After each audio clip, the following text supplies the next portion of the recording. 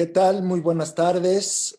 Les damos la bienvenida a este cuarto panel del coloquio Defensa de los Maíces y la Milpa para la Soberanía Alimentaria, convocado por la Campaña Nacional Sin Maíz No Hay País, la Asociación de Consumidores Orgánicos, la Asociación Nacional de Empresas Comercializadoras de Productores del Campo, la Fundación Semillas de Vida, el Grupo de Estudios Ambientales, el Centro de Derechos Humanos Fran Francisco de Vitoria, la Asociación Ambientalista Guerreros Verdes, Vía Orgánica y el Consejo de Visiones. Sean todas y todos bienvenidos a este cuarto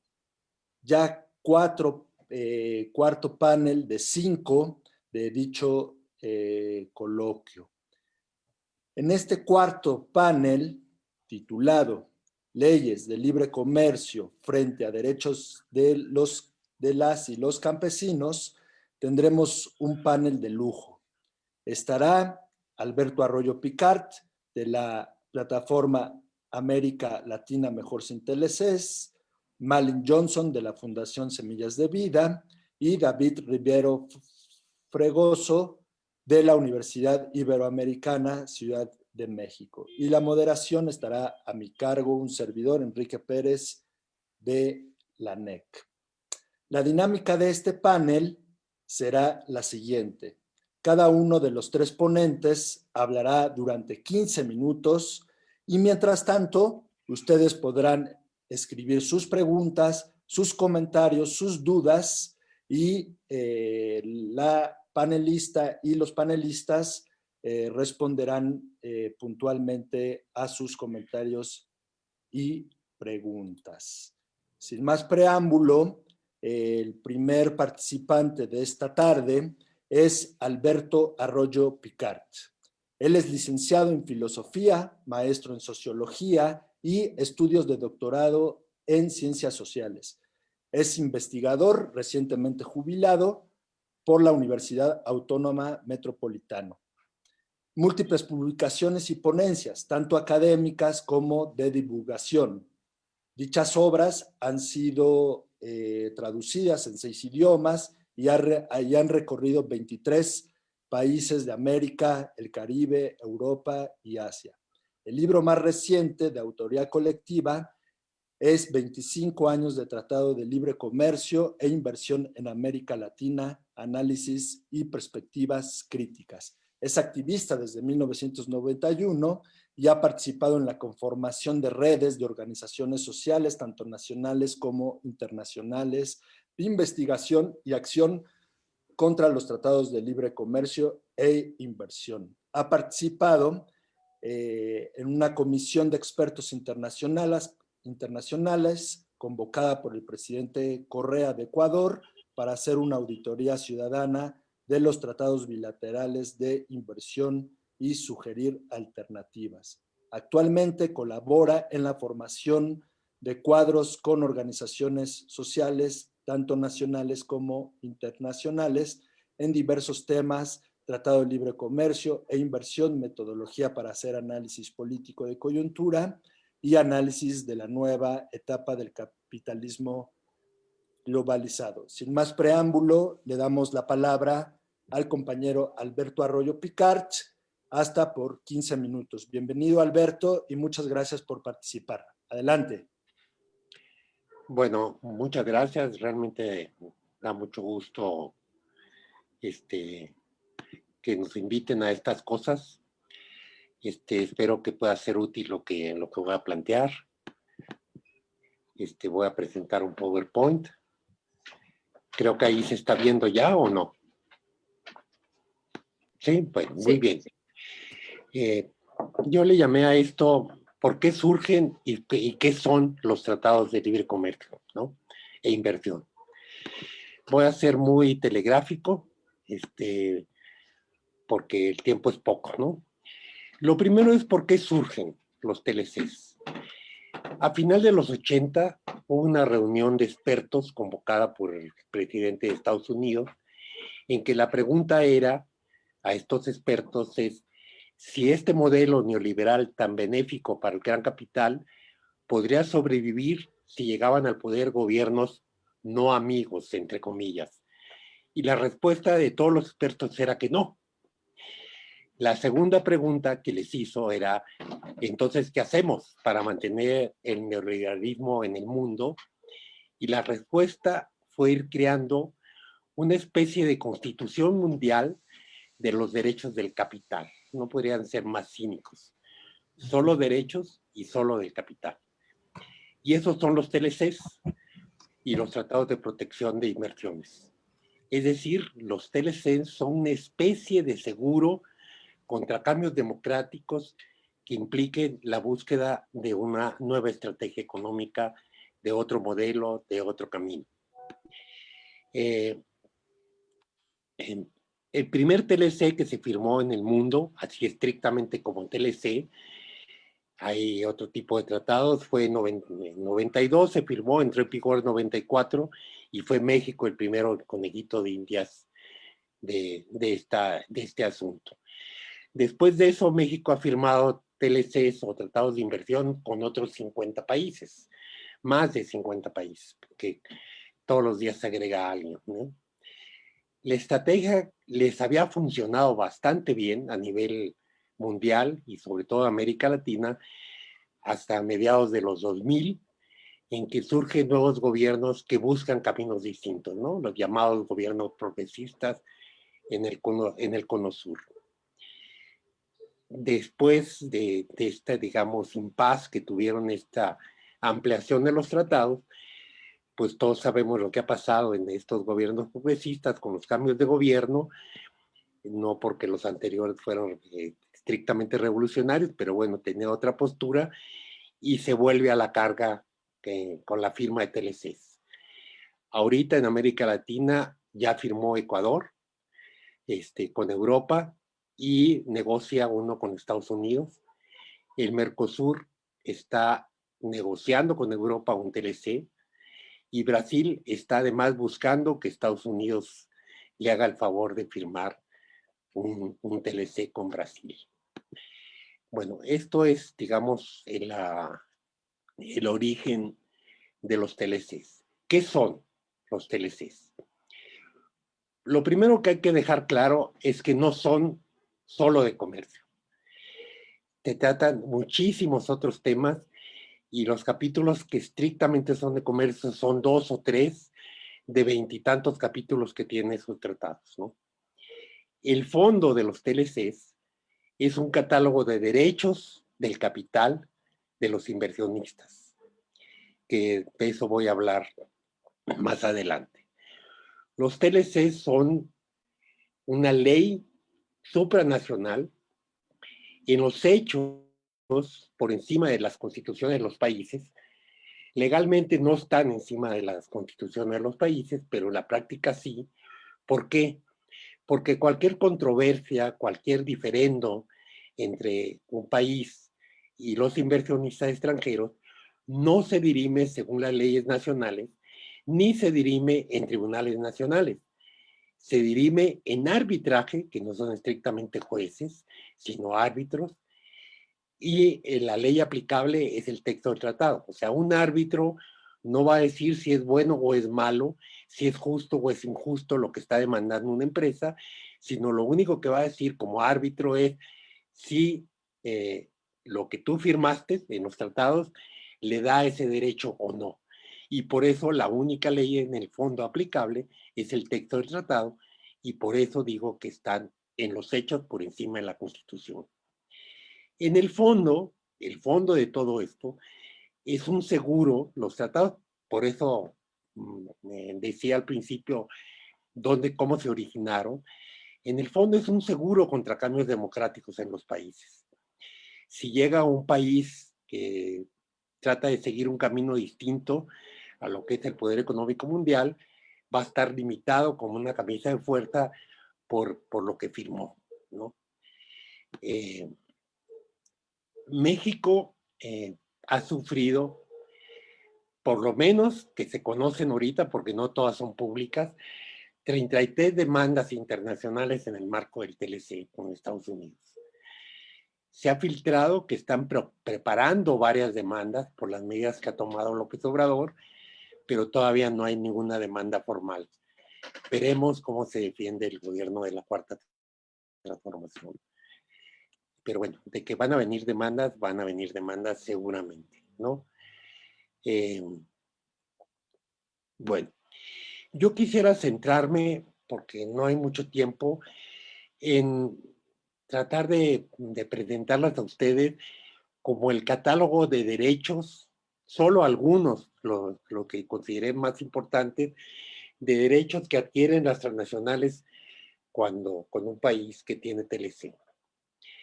El primer derecho es ser, bueno, es que esto se supone que iba a ir apareciendo poco a poco cada uno, pero ya aquí en Zoom ya no me da esto. Bueno, el primer derecho es ser tratados como si fueran nacionales, como si fueran del país. O sea, no se puede hacer ninguna limitación a un inversionista extranjero si no la haces también a los inversionistas nacionales. O sea, es lo que se llama en los tratados trato de nacional. O sea, no puedes tener legislación específica para limitar la actuación o los derechos o la política de las empresas. Una vez que entraron, van a ser tratados igualito que si fueran mexicanos. El segundo derecho que adquieren es lo que se llama técnicamente el derecho a ser la nación más favorecida. ¿Qué quiere decir con esto? Que si yo le di alguna concesión a cualquier empresa de cualquier otro país con el que se tiene TLCs, se lo tienes que dar automáticamente a todos los demás. Es decir, tienes que tratar como el mejor de tus amigos a la inversión extranjera. Esto es especialmente grave porque impide el proceso de integración sur-sur, el proceso de integración latinoamericana. Entre países iguales, entre países similares, nos podemos hacer concesiones, digamos, a cambio de otra concesión del otro lado, o incluso concesiones unilaterales porque es un país menos desarrollado. Un ejemplo de eso fue el famoso pacto con Centroamérica, el pacto de San José, después de la guerra, en que México le vendía petróleo en condiciones absolutamente maravillosas, ¿no? 5 años de gracia sin pagar, y después lo que usaras en política social lo descontabas de la deuda. O sea, prácticamente le estaba regalando el petróleo a Centroamérica, la mitad México, la mitad Venezuela. Expresamente en el primer TLC se excluyó esto del tratado. Eso era previo y por tanto no le tengo que tratar igual. Si no se hubiera puesto esa cláusula en el TLC como excepción, México hubiera tenido que vender el petróleo bajo esas condiciones a Estados Unidos. Esto es lo que significa el derecho a ser tratado como la nación más favorecida. El tercero es que no se le pueden poner requisitos de desempeño al inversionista. En México antiguamente, ustedes recordarán, México autorizaba inversión por inversión y les ponía requisitos. Por ejemplo, cuando llegaron las automotrices, se dijo, perfecto, venga usted y ponga aquí su planta para armar el carro, pero tiene que comprar un porcentaje de las piezas en el país, se pueden hacer en el país. Si no cumple el porcentaje, no puede usted hacer el carro aquí. Si por alguna razón usted considera que no existe quien le surta esas piezas, bueno, usted inversionista extranjero ponga la fábrica, pero pueden en México y aquí se produce que por lo menos son empleos mexicanos. Pero ahora no se le puede poner ningún requisito de desempeño, ningún requisito, decir, te acepto la inversión si haces esto, esto y esto. Si inviertes en tal zona del país, si inviertes en tal zona del país o cualquier otro requisito. Bueno, pues voy más rápido.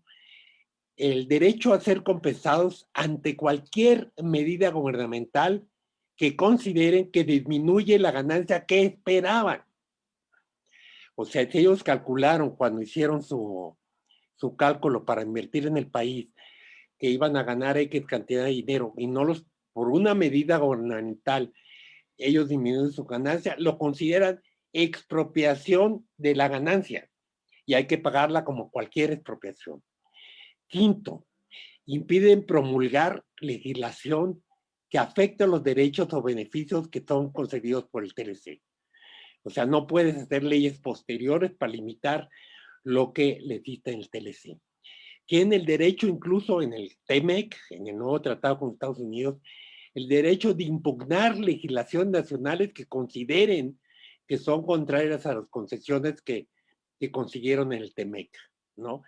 Incluso se dice, aunque eso no está en un lenguaje vinculante, se dice que antes de promulgar la ley, incluso antes de mandarla al Congreso, se las den a conocer para que hagan sus observaciones.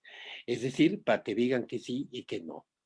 Sexto, blinda las reformas estructurales, ya que impide revertir reformas que abrieron sectores a la intervención extranjera.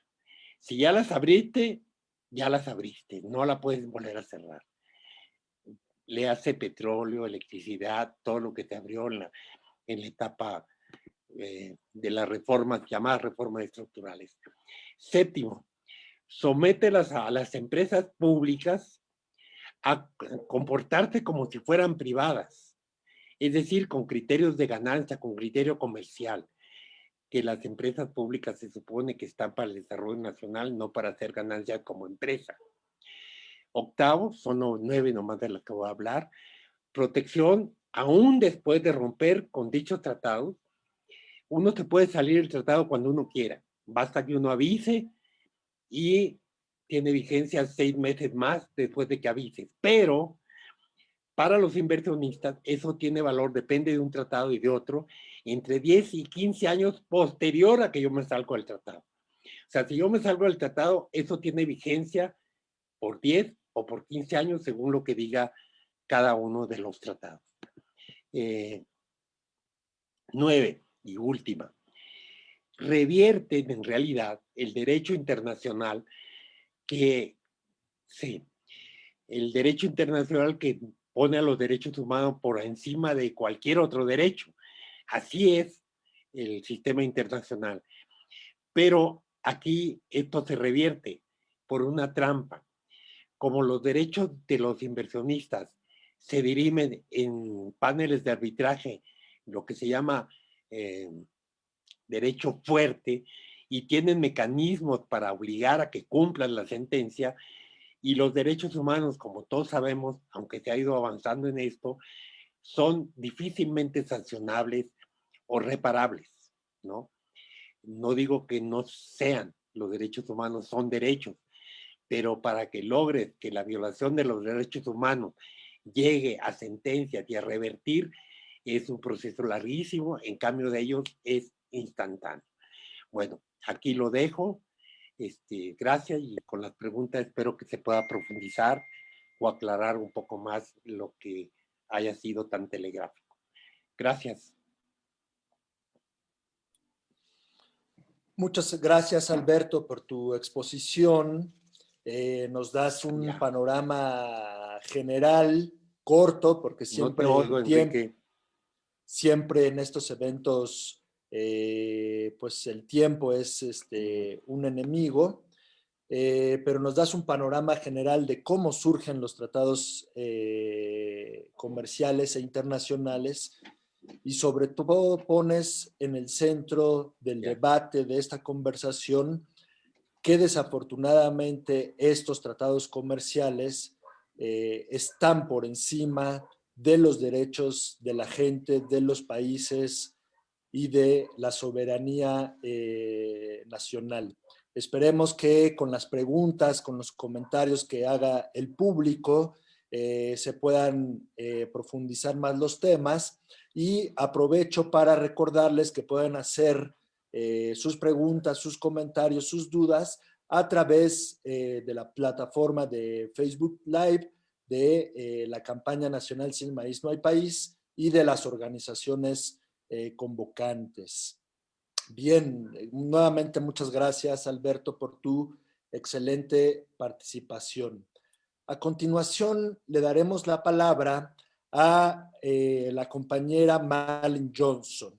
Ella es doctora en estudios latinoamericanos por la Universidad Nacional Autónoma de México desde 2012. Realizó una estancia postdoctoral en el Instituto de Investigaciones Sociales de la UNAM entre 2015 y 2017. A partir de agosto de 2017 hasta la fecha, es colaboradora de la Fundación Semillas de Vida, de la cual es coordinadora desde agosto de 2019. Ha sido profesora en cuestiones de la problemática rural y de derechos humanos en la Escuela Nacional de Trabajo Social de la Universidad Nacional Autónoma de México desde 2013. Y trabaja múltiples temas relacionados a la situación socioeconómica de las y los campesinos, de las y los productores de maíz, su agrobiodiversidad dentro del contexto del modelo neoliberal. Ha publicado diversos artículos científicos y diversos capítulos de diferentes libros. Hasta por 15 minutos, Malin, bienvenida y muchas gracias por tu participación. Adelante. Muchísimas gracias Enrique, y pues muchísimas gracias por la invitación a este panel, pues sí, como dijiste, de lujo. Es un honor realmente participar aquí y pues poder presentar un poco más particular. Ya Alberto nos dio un panorama general de los tratados de libre comercio y lo que implican, y ahora vamos a ver un poco más en particular lo que implica para la producción campesina, para las y los campesinos, en particular del maíz. Perdón, si está, ahí está. Ahora sí, empezamos. Entonces, bueno. Y también, solamente para como un paréntesis para empezar, ya pues sí soy de origen sueco, pero ya soy naturalizada, soy sueca mexicana y ya llevo 11 años aquí en México trabajando el tema del maíz, solamente para que nos quedamos esa duda que a veces queda un poco en la cabeza. Entonces, lo que vamos a ver ahorita es primero el contexto, ¿no? El contexto que ya mencionó Alberto, pero un poco más en particular lo que nosotros lo vemos como lo más que está afectando a los y las campesinos.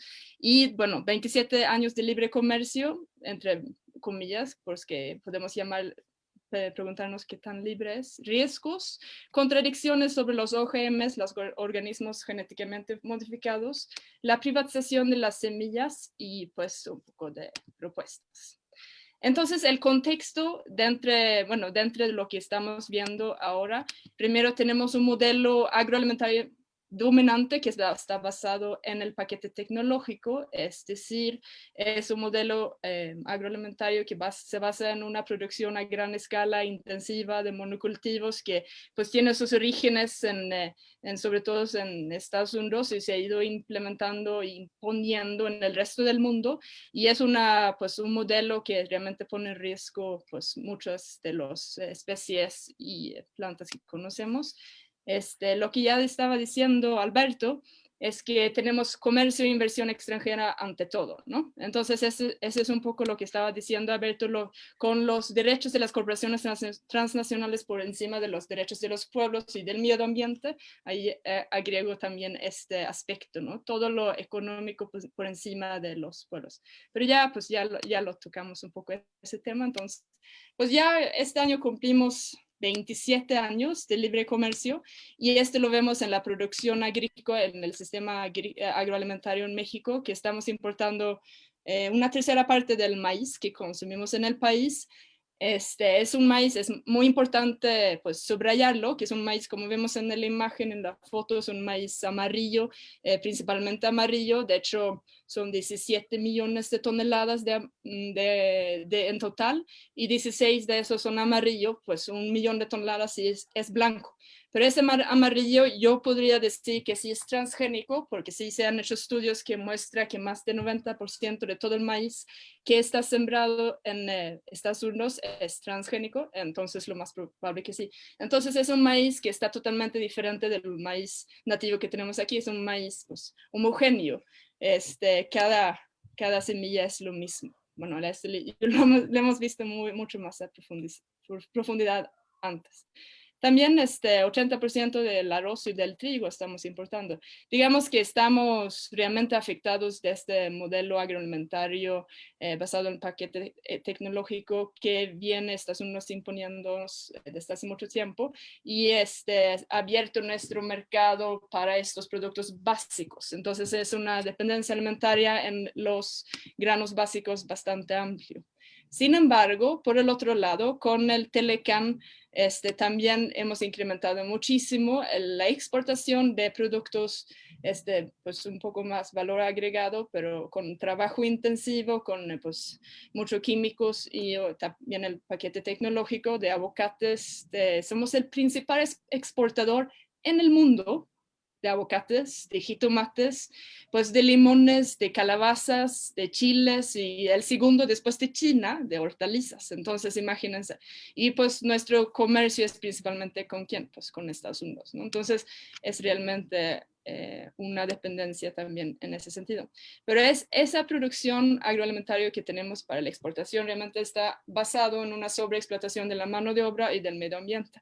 Estamos hablando de, pues por ejemplo, en Michoacán se ha tenido que talar muchísimos árboles para poder sembrar el aguacate y también pues tenemos toda la producción agrícola que requiere trabajo de jornaleros que están muy subpagados y viven en condiciones horribles. Vimos, lo pudimos leer en las noticias hace, ¿qué fue? En 2015, en el caso de San Quintín, cuando realmente hicieron una huelga y empezaron a protestar sobre esas condiciones, pero esas condiciones siguen y sigue esa sobreexplotación de la mano de obra, es nada que se ha cambiado y nada que se ha solucionado todavía. Entonces creo que veamos un poco los riesgos vistos a partir de la agrobiodiversidad de maíces en manos campesinas. Pues precios pagados muy bajos. Con este maíz amarillo transgénico importado se ha hecho también paralelamente una desregularización del mercado nacional de los precios, pues bueno, a partir de los años 90 no han tenido precios de garantía. Ahora con Segalmex se ha implementado un poquito otra vez los precios de garantía, pero en general los precios están muy bajos, ni están cubriendo los costos de producción, pues de la mano de obra ni hablar, ¿no? Pero sí, realmente si están pagando ahora 5 o 6 pesos por el kilo del maíz, pues nada que puede cubrir y puede ser el único ingreso para los y las campesinas. Entonces, es una producción altamente destructiva que se está promoviendo con ese tipo de acuerdos. Tenemos la contaminación de los transgénicos. La primera vez que se encontró aquí en México maíces nativos contaminados de los transgénicos fue en Oaxaca, 2001. Y ese, pues, ¿qué nos dice, no? Pues a partir del Tratado de Libre Comercio estamos importando mucho maíz amarillo transgénico, pero se supone que se supone que nos está sembrando en el país, entonces en todas formas está contaminando nuestros maíces y sí es un alto riesgo para la agrobiodiversidad del país.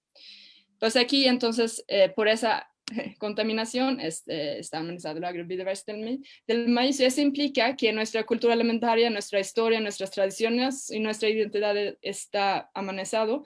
Pues se ha registrado 700 diferentes platillos preparados a partir del maíz, entonces pues ese realmente es parte de nuestra cultura. Pues ¿quién puede comer un pozole rico en el 15 de septiembre sin el maíz cacao simple? Pues yo, bueno, digo, no siempre es un maíz cacao simple exactamente en todo el país, pero sí un maíz es esos ricos anchos que se explota cuando los estamos cociendo. Entonces, también nuestra alimentación hoy y en el futuro está en riesgo. Aquí quiero que veamos un poquito también unas de las contradicciones en cuales vivimos como resultado de ese tipo de tratados, pero también pues en cierta forma de las contradicciones con las políticas públicas sobre los organismos genéticamente modificados, porque es algo que necesitamos ver y cómo vamos a solucionarlo, ¿no? Porque realmente, por un lado, sí, ya lo sabemos y lo escuchamos hace 1 o 2 semanas en los paneles aquí en el coloquio, que tenemos el decreto presidencial en contra del glifosato y también que gradualmente vamos a eliminar el uso de los transgénicos. Digamos, aquí es uno de los puntos importantes. Bueno, ahí dice, ¿no? Revocarán y se abstendrán de otorgar autorizaciones para el maíz, para el uso de granos de maíz genéticamente modificado en la alimentación de las y los mexicanos. Entonces vemos, pues este tipo de maíz que estamos importando, se supone que es amarillo, se supone que es para forraje y para la industria de alimentos, pero realmente se ha encontrado que está contaminado nuestras tortillas con los transgenes. Entonces, ¿qué vamos a hacer? Pues para llegar a ese punto, pues necesitamos dejar de importar el maíz transgénico, diría yo, porque si no va a ser imposible que vamos a garantizar que tengamos una alimentación sin transgénicos. Entonces realmente necesitamos empezar a ver y fomentar la producción de los maíces nativos para poder dejar esa importación. Por el otro lado, que también hay que ver, pues, a qué va ese maíz. Y realmente el maíz amarillo es algo que debemos consumir tanto como lo estamos consumiendo. Es parte de todo los alimentos procesados, es parte de toda una alimentación, pues, digamos que es muy mala para la salud, que nos ha causado que tenemos más del 60% de la población adulta con obesidad y sobrepeso, y además una tercera parte de los niños con diabetes, etc. Y ya vemos desafortunadamente, muchas gracias, las consecuencias ahora durante la pandemia. Entonces, no solamente es una cuestión. El maíz nativo es como el eje, ¿no? El eje de la milpa, el eje de la sociedad mexicana, pero también es un símbolo de todo lo demás que viene con ese. Toda la milpa, toda la alimentación que necesitamos cambiar totalmente el modelo agroalimentario a algo muy diferente de lo que estamos viendo hoy. Y pues sí, ya como todos que están escuchando saben, porque lo hemos tratado aquí, llevamos 7 años con la demanda colectiva en contra del maíz transgénico, y pues ahí sigue la moratoria contra los maíces transgénicos. Ese es por un lado, ¿no? Pero aquí viene una de las contradicciones, además de la importación de los maíces transgénicos.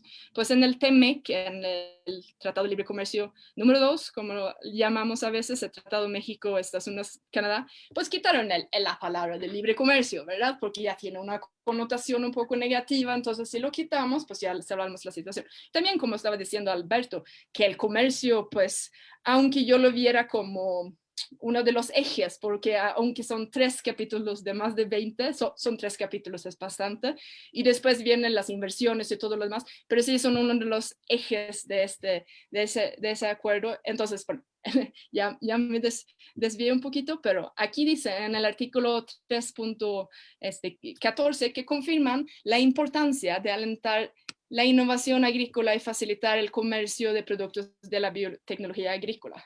Y aquí estamos hablando sobre los transgénicos, obviamente. Entonces, de esas demandas que estaba hablando Alberto hace un rato, pues esperemos que no lleguen, pero quiero poner luz en y ilustrar que sí hay un riesgo, porque sí lo que está haciendo el TEMEC es fomentar la autorización de productos de biotecnología agrícola, y no es nada menos, como decía Alberto, que es la ley supranacional, ¿no? Entonces ahí pues puede ser que entramos en conflictos, y sí, realmente si realmente vamos a prohibir los transgénicos en México, el maíz transgénico, pues va a ser a eso lo que estábamos apuntalando con el decreto. Entonces, sí vamos a tener que concentrarnos muchísimo en incrementar nuestra propia producción del maíz.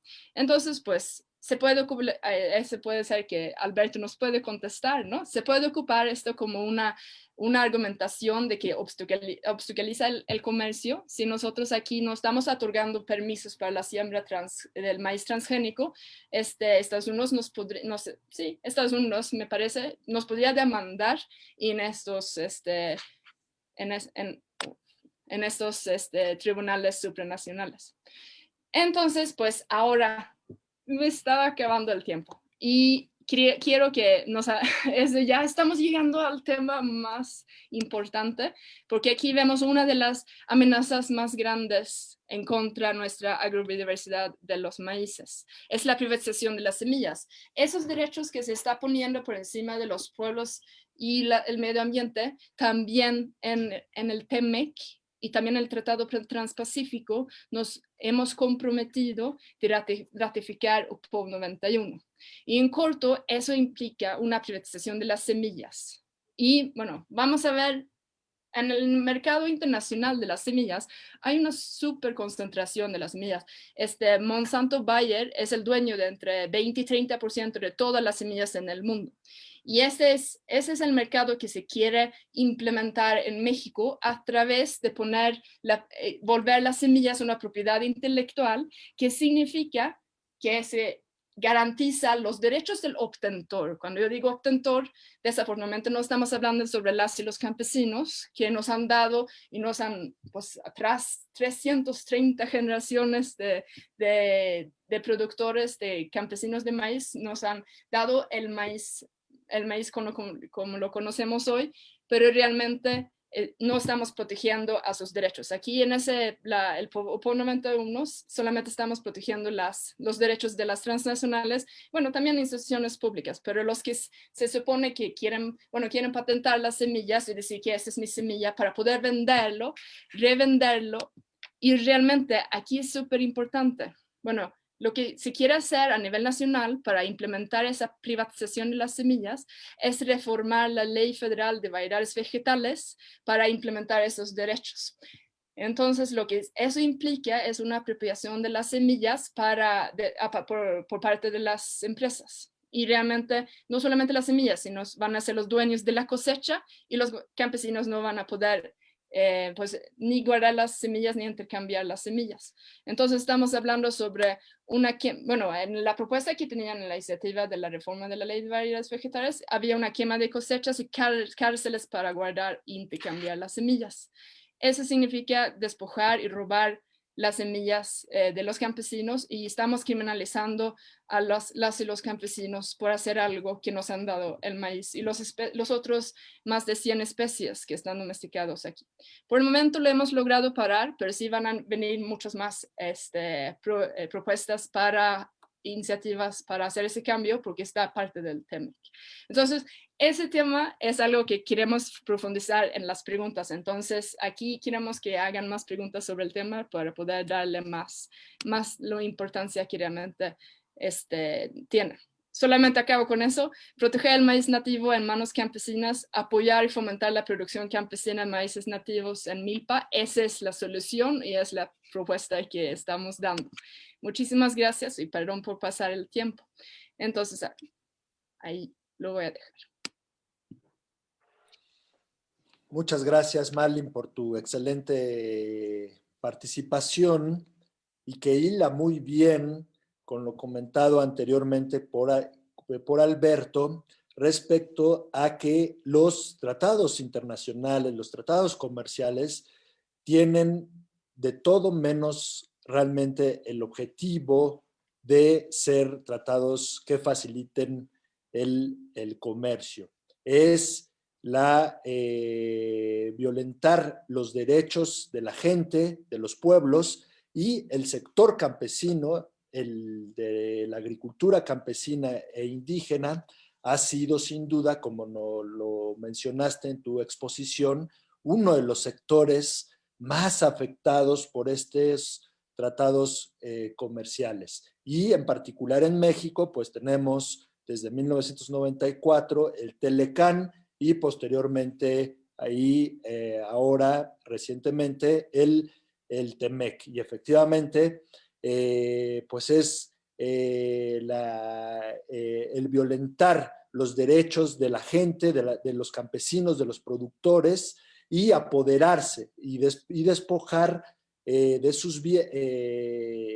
por las transnacionales las semillas y sus bienes, sus conocimientos, bajo el pretexto de libre comercio. Muchas gracias por tu participación, Malin, y les recordamos a todas y a todos que pueden hacer sus preguntas, sus comentarios, sus propuestas a través del Facebook de la Campaña Nacional Sin Maíz No Hay País y de las organizaciones convocantes para avanzar en este diálogo que iniciamos con este coloquio en los diferentes paneles que hemos tenido.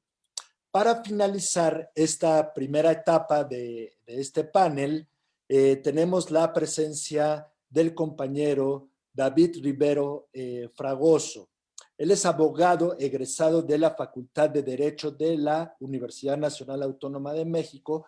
Es especialista en derechos humanos con enfoque de género, derechos sociales y colectivos. Ha trabajado en la defensa de los derechos colectivos contra la siembra de maíz transgénico en México, en la Comisión Interamericana de Derechos Humanos y en investigaciones en el Instituto de Investigaciones Jurídicas. Actualmente es asistente de investigación en la Universidad Iberoamericana, Campus Ciudad de México. Bienvenido, David, y hasta por 15 minutos. Muchas gracias por tu participación. Adelante. Gracias, Enrique, gracias por la invitación. La verdad es que las dos ponencias que me precedieron son bastante interesantes. Y bueno, yo hablaré sobre dos puntos principalmente. Una primera parte sería bastante teórica, que va a abarcar precisamente sobre qué es el extractivismo actualmente, o estas nuevas formas de extractivismo, también llamadas neoextractivismo, que me voy a centrar principalmente en la extracción de recursos genéticos y de conocimientos ancestrales, y que se han ido legitimando a través de, que es lo que se va a hacer la segunda parte, se han ido legitimando a través de la legalización de estas prácticas gracias a tratados internacionales y a leyes nacionales. Tratados internacionales como el UPOV 91, que es el Convenio Internacional para la Protección de las Obtenciones Vegetales, que justo lo mencionaba ahorita Alberto Arroyo. Los tratados de libre comercio se caracterizan mucho porque protegen derechos de capital, pero no todos los tratados comerciales internacionales le van a llamar mi derecho de capital. En el caso de los derechos de obtentor, le llaman derechos de obtentor o derechos de patente, que en realidad es una patente sobre organismos vivos, que no es lo mismo que un derecho humano, por ejemplo. El problema es que aquí hacen un juego verbal muy peligroso, porque en este juego verbal pueden llegar incluso a querer asemejar un derecho de capital con un derecho humano, lo cual para mí me parece que son incompatibles. También hay otros tratados como el tratado del Protocolo de Nagoya, que al final también es un tratado y que viene del CDB, que es el Convenio de Diversidad Biológica, y leyes nacionales como la Ley Federal de Variedades Vegetales y la Ley Federal de Protección, Certificación y Comercio de Semillas, que son dos leyes que contribuyen a la privatización de los recursos genéticos y de los conocimientos ancestrales. Bueno, primero, ¿qué es el neoextractivismo o qué es esta forma de extracción de recursos genéticos? Es una forma de despojo, sobre todo a las comunidades originarias, a los pueblos originarios, comunidades indígenas, las cuales han ido aprendiendo a través de la convivencia de estas comunidades por siglos, incluso antes de la colonia en épocas precolombinas, a relacionarse de forma simbiótica con la naturaleza. Han logrado adaptar sus formas culturales con la naturaleza, de tal forma que no generan daños al medio ambiente y aprovechan los beneficios que también les da la naturaleza, de una forma sustentable que puede mantenerse de generación en generación en generación. Estas comunidades aprovechan la diversidad de los ecosistemas en los que se encuentran. Hay países como México, que es uno de los países megadiversos, y sobre todo esta forma de extracción de recursos genéticos se caracteriza mucho por realizarse en países megadiversos como México, China, India, Perú, Colombia, que son países con una gran cantidad de diversidad. De hecho, teóricos, por ejemplo, como Boaventura, dirán que esta forma de extracción es como la nueva forma de extracción del siglo XXI, en donde, como ya se extrajo petróleo, se extrajeron minerales, se extrae ahora agua, aire muy pronto, ya lo único que queda de los países del sur, por ejemplo, es la diversidad, la megadiversidad que no tienen los países del norte desarrollado.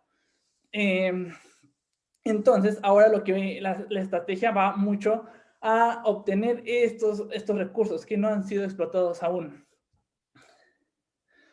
Muchos de estos recursos y de los conocimientos ancestrales se han logrado gracias a la domesticación, que es una forma en donde las comunidades han logrado una comprensión y adaptación de su cultura con la naturaleza. Gracias a ella, las comunidades han logrado crear, por ejemplo, el maíz, que si ven a su pariente silvestre no sería lo que es ahora el maíz. Incluso cuando llegan los españoles a América, el maíz que había en ese momento no es el mismo de ahora. Otras plantas como la nochebuena, el cempasúchil, la papaya, el amaranto, la dalia, son plantas que se han ido domesticando gracias a las comunidades originarias y que además no solamente las han ido domesticando, han aprendido a utilizarla, han aprendido a cómo sacar el mayor provecho. Por ejemplo, se me ocurre ahorita, se ha encontrado que pues, en algunas culturas en la Nochebuena se utiliza para producir leche en las mujeres que acaban de gestar, que tiene este problema, gracias a que tiene un componente que se llama galactógeno, que ayuda mucho a que las mujeres puedan producir leche. Este conocimiento que han logrado las comunidades con estas prácticas de neuroactivismo, lo que permite es que ahora las empresas pueden venir y pueden extraer la planta y llevársela para investigar, sacar la secuencia o el genoma, bueno, la secuencia digital. ¿Qué es esto de la secuencia digital? La secuencia digital quiere decir que las universidades, los centros de investigación van a un lugar, recogen una planta que ya ni siquiera requieren llevársela. En ese momento pueden hacer con un estudio PCR o con algún otro estudio, pueden sacar un mapeo genético de la planta y con eso sacar la secuencia digital y ver cuáles son los componentes de la planta y así obtener el componente que a ellos les interesa, ya, sin tener ni siquiera que consultar a las comunidades, que ese es uno de los graves peligros. Yo creo que, o sea, suena como muy ciencia ficción esto, ya ni siquiera tienen que enterar a las comunidades indígenas, a las comunidades originarias, los pueblos campesinos o cualquiera que se les asemeje para poder realizar todos estos procedimientos. Y al final obtienen por ejemplo, en el caso de la Nochebuena, obtienen el galactógeno, lo extraen, ya ni siquiera tienen que llevarse la planta ni la semilla, solamente saber cuál es la composición del galactógeno y replicarlo a través de biología sintética, que no requeriría ya ni siquiera de un organismo vivo, y pueden hacerlo en otro país, ya ni siquiera tendrán que hacerlo aquí en México, y no tendrán que consultar a nadie para hacerlo. Este código genético o esta secuencia digital de la que tanto les hablo es fundamental para combatir el cambio climático, combatir la contaminación, porque en ella hay un libro de historia. Ahí está toda la historia de la especie que ha sobrevivido a inundaciones, ha sobrevivido sequías, ha sobrevivido incendios, han sobrevivido plagas. Y esta información es de vital importancia para las empresas, porque aquí, si la empresa logra descifrar, por ejemplo, la resistencia a la sequía, la resistencia a la humedad, la resistencia a ciertos insectos, eso lo puede vender y lo puede replicar en otras especies, de tal forma que le va a generar muchísimas ganancias a las empresas y a las comunidades que lograron desarrollar esta planta gracias al prueba y al ensayo y error del mejoramiento de semillas. No se les daría absolutamente nada. Bueno, esa es la parte teórica. En la parte legal, tenemos estos tratados, que es, por ejemplo, el UPOV y la Ley Federal de Variedades Vegetales, que son muy similares, pero al final la Ley Federal de Variedades Vegetales se va más allá de lo que va el UPOV. O sea, se reinventan. Como ya lo había dicho justamente Malin, el Tratado de Libre Comercio, bueno, el TEMEC, que entró en vigor el año pasado, y el TPP, que entró en vigor, si no me equivoco, hace 2 años y medio aproximadamente, ambos, al momento en que México firmó el tratado, México se obligó a adherirse al UPOV 91, que nosotros ya estábamos en el UPOV, o sea, nosotros estamos en el UPOV 73, si no me equivoco, 71, o 76, ahorita no tengo la fecha exacta, en donde en este tratado, la ventaja de este tratado es que te permite que al menos las especies que son originarias de México o sea, los que tienen centro de origen y que se domesticaron en México, no entren dentro de la protección que tiene el tratado. Hay que tener cuidado porque es protección del derecho de obtentor, no protección a la biodiversidad, no es protección a la diversidad genética, no la protección a las comunidades indígenas, sino protección a los capitales, a los grandes capitales principalmente. Esa es la protección de la que hablan estos tratados. El UPOV 91, así como la Ley Federal de Variedades Vegetales, entre las primeras cuestiones que hacen es que, por ejemplo, legitiman la biopiratería. Por lo general ellos suelen decir que protegen contra la biopiratería. Lo que quiere decir, ellos manejan como biopiratería ese que copien y peguen las patentes.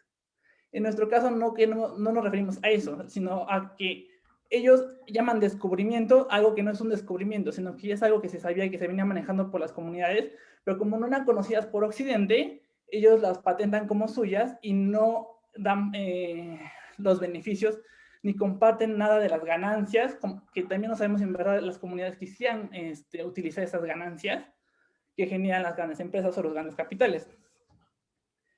También esta ley, por ejemplo, se caracteriza por un uso excesivo de la confidencialidad.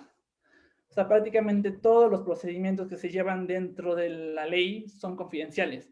Esto abre la puerta a que haya un abuso en la confidencialidad y que además se promueva la corrupción, que es uno de los grandes problemas que tenemos en este país.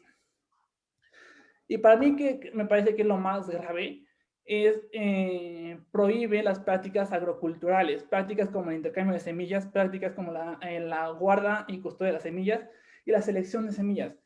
Estos tres procesos son fundamentales para mantener la diversidad de las plantas, sobre todo de plantas como por ejemplo el maíz, que de hecho no podría sobrevivir sin el ser humano, y que además buscan la homogeneización de todas las semillas. Bien lo decía Malin, nosotros importamos prácticamente en una tercera parte del maíz que consumimos. Y toda la totalidad de ese maíz que importamos es maíz amarillo. Un maíz que se caracteriza por ser alto en almidones, o sea, es de engorda y que se utiliza principalmente para el ganado. Lo que se busca es que, como en todo el mundo solamente el maíz se utiliza para engorde, para biocombustible principalmente, no para alimentación, lo que se busca es que todo el maíz sea, por ejemplo, amarillo, que es el de mayor rendimiento para el capital, no para el medio ambiente ni para las comunidades.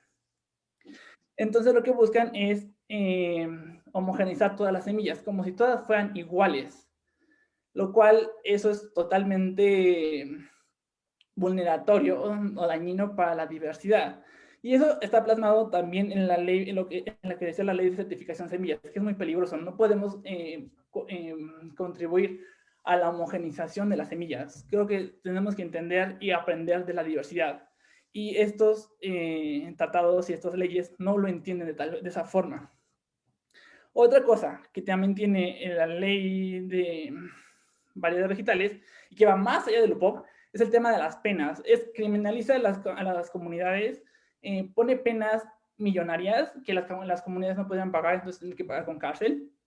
Y además, hay entre las otras penas que no son económicas, no directamente, está la destrucción, por ejemplo, de todos los campos de cultivo, la destrucción de sus herramientas, y eso los dejaría en una mayor vulnerabilidad. Hay un tratado que parecía que fue a ser la solución, que es el Tratado de Nagoya, que también bueno, el Protocolo de Nagoya, que busca la protección de la participación justa y equitativa de las comunidades que crearon estos organismos, el acceso a los recursos genéticos, que en pocas palabras legitima el acceso a los recursos genéticos, prácticamente legitima la biopiratería.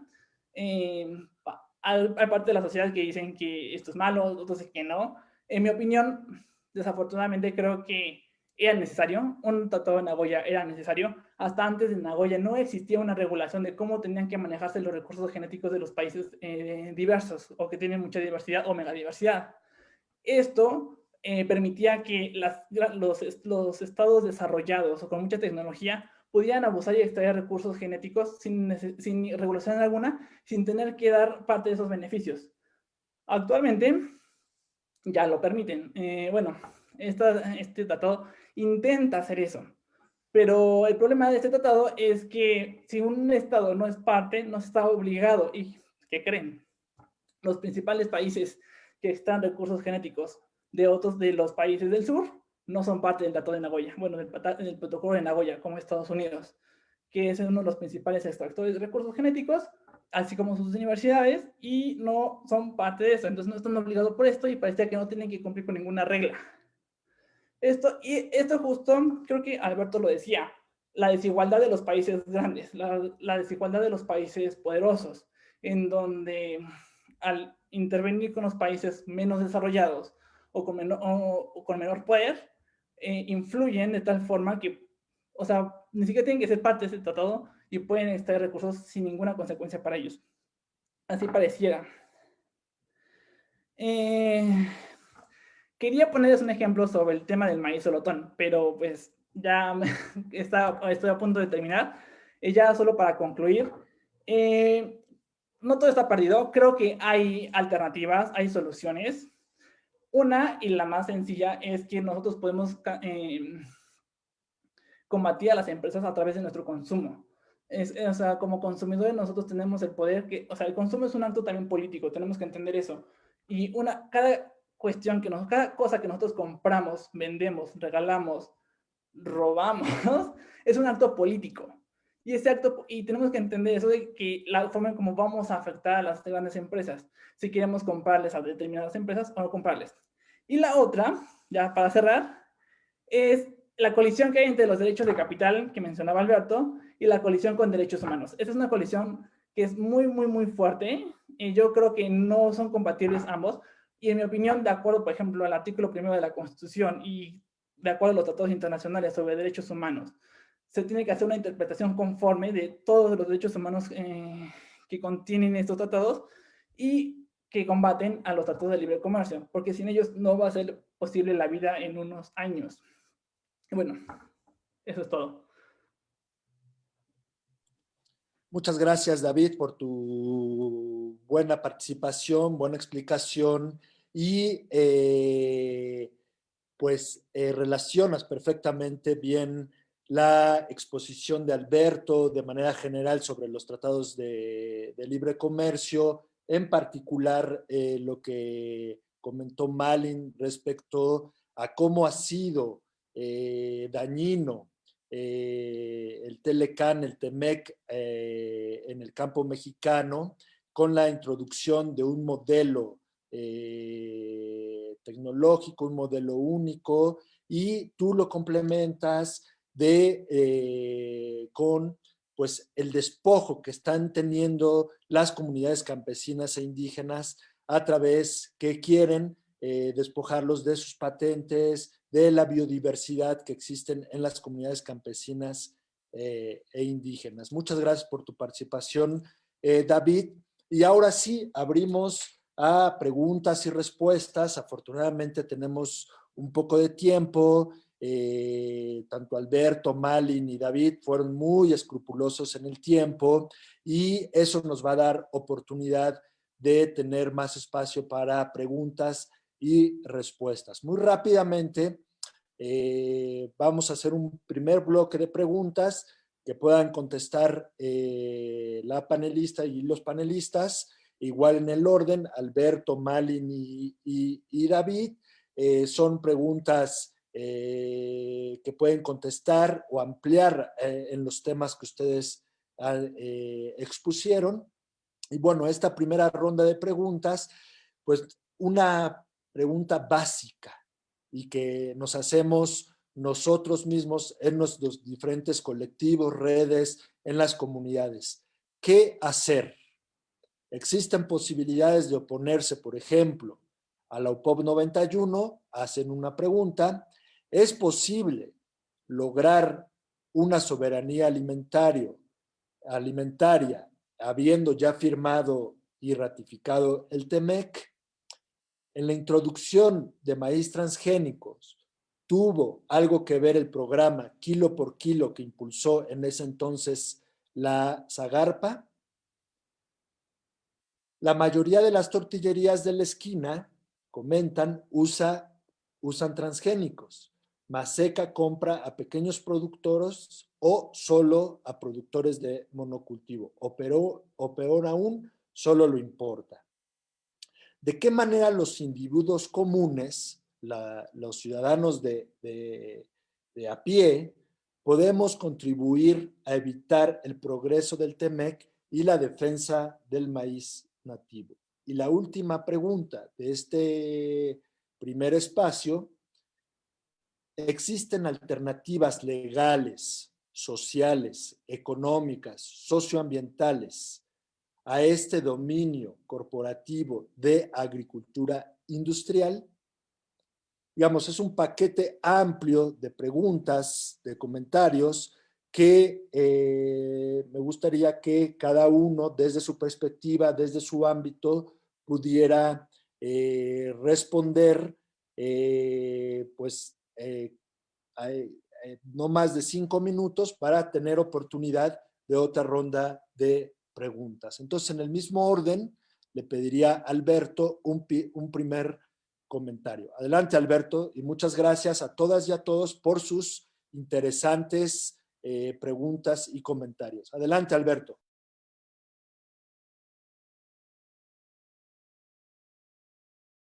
Abrirlo. Ya. Mira, bueno, en 5 minutos no se puede responder todas las interesantísimas preguntas que hacen. Yo trataría de englobar muchas cosas y espero que los compañeros puedan complementar. El tratado es eso, es una camisa de fuerza. Creo que hay que hacer 2 lecturas del tratado que no son posibles hacer en estos minutos. Uno es, digamos, a todo lo que nos obliga y todos los candados que nos pone, y otra es las pequeñas fisuras que deja como para podernos defender, ¿no? Y es muy importante esta segunda lectura, ¿no? De cómo podemos darle la vuelta a las cosas. Esto implica el poderle, por lo menos eso, tener rendijas de dónde defendernos. No quiere decir que lo mejor es salirnos de esos tratados, porque son una camisa de fuerza. Pero mientras eso suceda, sí hay algunas rendijas para defendernos. Y eso depende también de que el gobierno lo quiera hacer. Esa es una ventaja hoy, que parece, por lo menos en el caso del maíz, que hay una verdadera voluntad política del gobierno de defender el maíz nativo, ¿no? Y de defenderse en eso, porque las demandas son contra el Estado, ¿no? Y las comunidades no tenemos ni voz ni voto en el proceso de las demandas, ¿no? Es el Estado. Demandan al Estado porque no está cumpliendo lo que se comprometió. Entonces, bueno, depende poder mantener gobiernos cercanos a la gente y estar peleando a partir de estas rendijas, ¿no? Ahora, la solución de fondo es salirnos de esos tratados, ¿no? Y hay un proceso actual que ahora se detuvo de empezar a romper con esos tratados. No quiere decir que no se pueda, ¿no? Digamos que en los tratados de inversión, que fueron los primeros que empezaron, después se ampliaron a muchos otros temas, ha habido, no sé, más de 40, no tantos, no sé ahorita el número, de países que han roto con tratados, ¿no? Ecuador rompió con todos los tratados de inversión que tenía, ¿no? Lo cual no quiere decir que no haya seguido haciendo lo mismo, pero por lo menos no tienes una obligación legal. Entonces, los tratados no son eternos, se pueden romper. El problema en realidad, en el caso de México, es más político que legal, porque basta que tú digas me salgo y te sales, ya no te pueden salir. El problema es la dependencia de México de Estados Unidos. Si casi el 80% del poco crecimiento económico que tiene México depende del sector exportador y de la inversión extranjera, y eso está concentrado en Estados Unidos, romper con el tratado así de buenas a primeras, pues no sé qué vas a hacer, ¿no? Si me explico, la economía después de 25 años está demasiado entrelazada con Estados Unidos, con Europa y con otros países, entonces no es fácil salirse, ¿no? Pero la verdadera solución es salirse. Mientras tanto, pues aprovechemos las rendijas que hay. Y la principal defensa son los derechos humanos.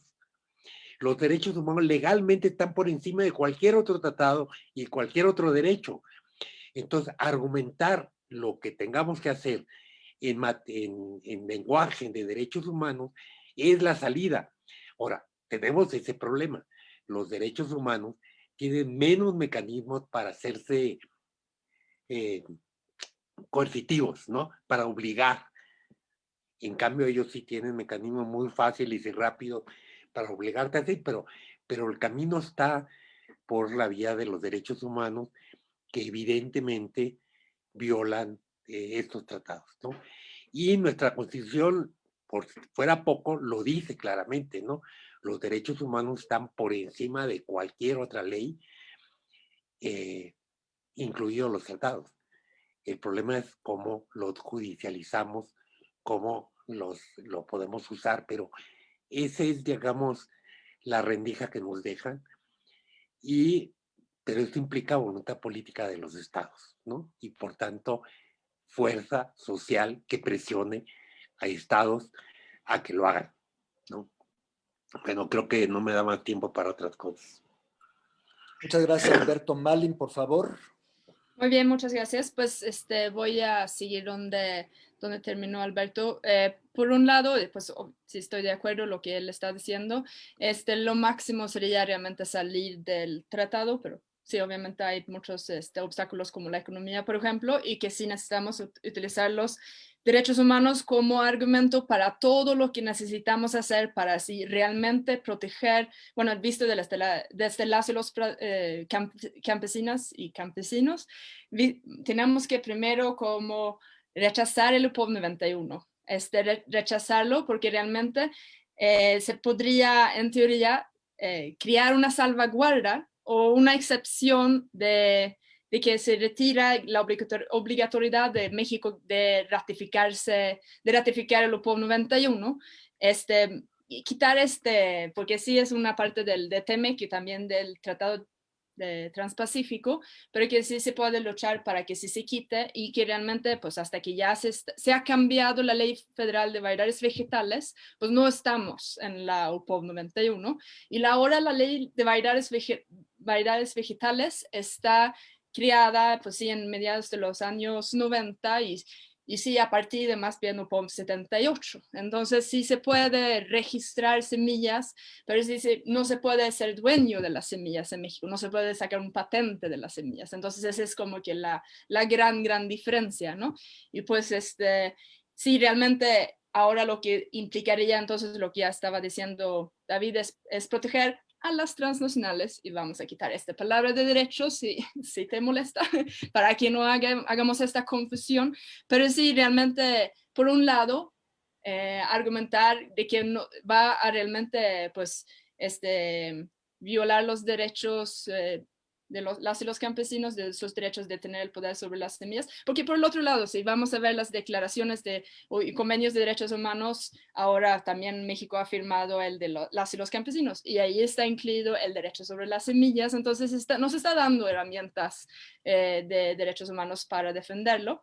Por el otro lado, al mismo tiempo, diría yo, que necesitamos una protección legal de los recursos fitogenéticos en el país. Es sumamente importante, muy urgente, que realmente garanticemos que las y los campesinos pueden guardar, salvar cualquier semilla que ellos quieran utilizar y desarrollarlos, porque realmente es así como vamos a poder proteger realmente el futuro de nuestra alimentación. Por el otro lado, lo que necesitamos hacer para llegar a esa soberanía alimentaria es fomentar y dar muchos apoyos a la producción de los maíces nativos. Y cuando digo maíces nativos, pues como les dije antes, como un símbolo de todas las otras especies nativos y la agrobiodiversidad que se está sembrando y guardando en el país y realmente desarrollando. Entonces, porque ahora pues los programas, hay en cierta forma, lo hemos visto, ¿no? Un poco de esa voluntad política, lo que está diciendo Alberto. Tenemos el decreto presidencial en contra del glifosato, también eliminando el uso de los maíces transgénicos, pero realmente necesitamos ver una implementación de estos en las leyes, en los programas, de no solamente así vamos a proteger los derechos del medio ambiente y los derechos sociales, entonces ya de repente no le toca saber no le toca a la Secretaría de Desarrollo Agropecuario y no le toca a la Secretaría de Economía. Pues sí, le toca a todas las secretarías, ¿no? Entonces tenemos que cambiar toda la manera de verlos y partir de los derechos sociales y medioambientales. Nada más en las políticas, en las políticas públicas para poder crear esa soberanía alimentaria.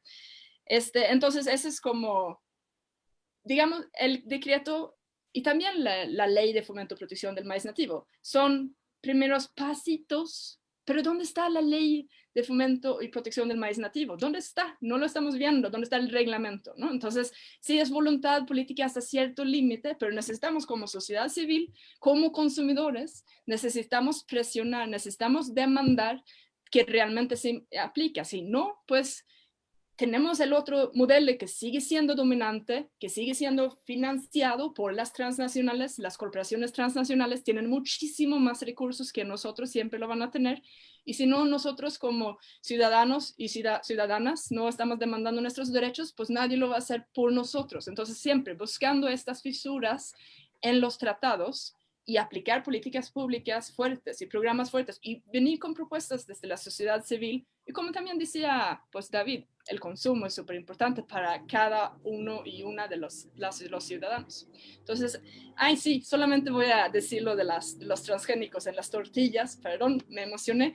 Entonces, la cuestión aquí es que sí se ha encontrado transgénicos y glifosato en las tortillas, sobre todo en las harinas que está haciendo Minsa y Maseca, ¿no? Minsa y Maseca. No se sabe si por un lado lo están ocupando maíz que está importado, que es transgénico, o realmente las semillas híbridas convencionales que se está importando, que también es del dueño, es propiedad de Monsanto, Bayer Monsanto y Syngenta y todos esos transnacionales, pues no se sabe si algunos de esos son transgénicos, se ha mezclado y después se está cosechando maíces que se supone que son híbridos, pero sí, realmente tienen los transgenes y se transfiere a las harinas. No se sabe exactamente de dónde viene, pero se supone que el maíz que importamos, ese es el argumento, por eso estamos importando ese maíz. El maíz que importamos no estamos consumiendo directamente, bueno, sí, a través de la industria de alimentos sí, pero un consumo directo no. Pero sí, desafortunadamente tenemos pruebas que sí. Entonces sí, realmente necesitamos solucionar ese problema y sí, realmente necesitamos disminuir esas importaciones de los maíces. Entonces, pues lo que muchas tortillerías desafortunadamente, bueno, según las entrevistas que he hecho, es que prefieren ese maíz homogéneo de Sinaloa, que todo está limpio, todos están igualitos y lo compran a veces más que de los productores locales. Pero desafortunadamente es así y es algo que tenemos que preguntar en tu tortilla, ¿es maíz nixtamalizado? ¿Es maíz o es harina? Es una diferencia muy grande. Muchas gracias, Marlene. David, por favor, adelante. Claro, sí. Bueno, yo voy a centrar en dos de las preguntas que hiciste sobre cómo combatir a nivel individual y sobre las alternativas a la agroindustria, a la agricultura industrial. Respecto a las alternativas individuales, yo creo principalmente hay dos, y no me voy a referir a alternativas legales, sino alternativas más, bueno, la primera que yo ya les había dicho que es la alternativa del consumo. O sea, cada acto de consumo que nosotros hagamos es un acto político y ese acto debe, o sea, hacerlo de forma consciente, investigar de dónde viene, cómo se produjo ese producto, qué implicaciones tiene. Por ejemplo, si van a comprar ropa en una tienda departamental, si esa ropa se produce gracias a la explotación de niños, niñas y adolescentes, o si se le están pagando los derechos laborales, si la empresa es sustentable o hace acciones sobre sustentabilidad, cuánto CO2 se emitió para transportar ese alimento orgánico que viene de Australia y llegó a México, pero te garantizan que no tiene pesticidas, aunque todo el proceso de transportación en avión para traértelo hasta acá fue más contaminante que si se hubiera usado pesticidas, por ejemplo. Es importante que nuestro consumo sea informado. Yo creo que ese es un acto importante para combatir estas cuestiones. Y la otra es la protesta. La protesta me parece que es una herramienta fundamental. Cuando el gobierno, cuando las instituciones, cuando las empresas, cuando ya nadie te está escuchando, cuando ya nadie está poniendo atención o no está dentro de sus intereses hacer un cambio, la protesta es una forma importante para combatir estos tratados.